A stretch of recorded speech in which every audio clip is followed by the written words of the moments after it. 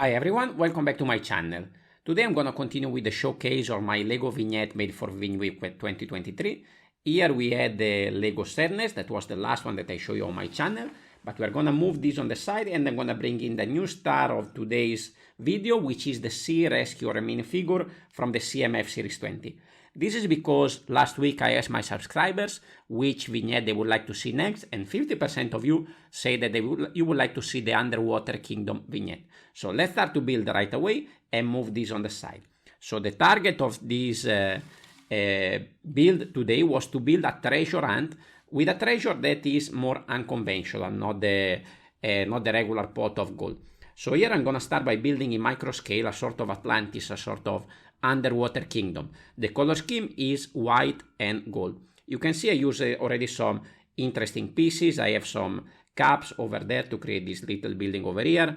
We have some panels here to create a sort of stairway up to the center of this underwater kingdom. Here I use also this golden ring that I think was an interesting part usage, that it adds a nice decoration to this dome that is gonna be in the center. Another piece that really fits the theme well was this white shell piece that I'm gonna add as back decoration of this building, and I think it fits very, very well. And also I added this sort of bridge that I think it connects different parts of this underwater city.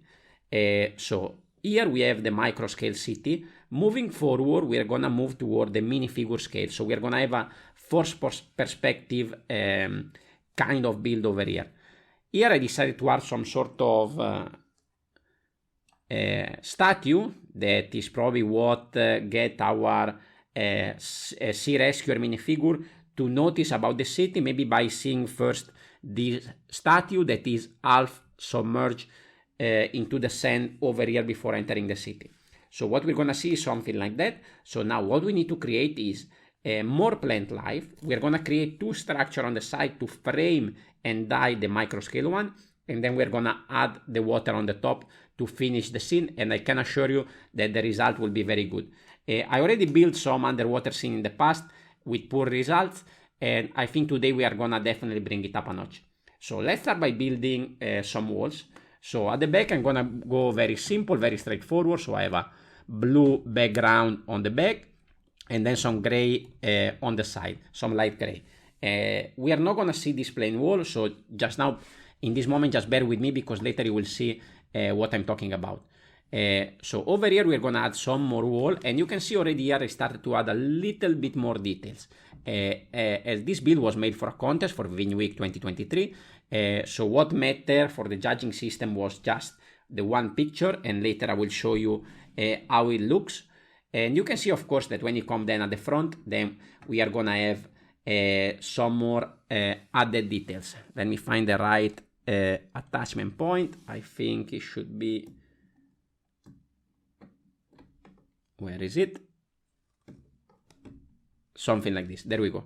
So you can see that at the front here we already have a rock work, a little bit more details. We already have some plant life, some sea life here, some seaweed, some fishes, some crabs, and a little bit of other little decoration with like these are ice cream pieces. Over here we have these fins into the sand green sausage. So the little details help me to set a little bit the scene. We're gonna do the same on the other side. So again, I have a little bit details at the back and then a more detail rock work at the front. Again, let me try to find the right connection point. I think we should have it over here. Okay, as you can see now the scene is framed. So this is what more or less will be seen for the picture. So we have the minifigure scale on the front and the micro scale at the back. Now, other thing we need to do is add a little bit more details. So over here I have these new plant pieces that came with the botanical collection. I already used this in my swamp vignette that I made for the summer joust. We are gonna add this over here to create a little bit of extra details. I think we can take also the turtle that comes with this CMF minifigure. We can add it there over there. And then I think we can already add the minifigure. Let me find the right pose for this one. So I was thinking to have this connected from this stud coming on the side, like if he's swimming and then poking into the space in between these rocks. So now this is not exactly the one that I was looking for, but it should be something like this. Maybe I should twist this in a different way. There we go, something like this. So this one is swimming underwater and suddenly discover this city. I need to add something similar on this side, so I decided to have a brick build, kind of, how is it called in English? Now I forgot the name. Jellyfish.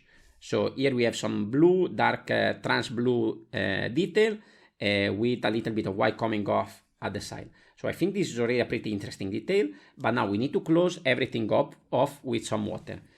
So here I use a lot of trans clear tiles that I'm gonna slide in and connect. They don't have to be super flat and finished, because at the end is just water, so it shouldn't be a big deal.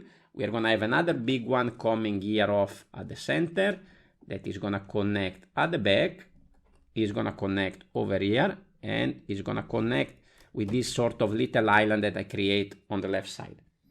I'm gonna add one seagull over here on the right side, and then we are gonna finish the left side over here with a little bit of detail for the palm as well.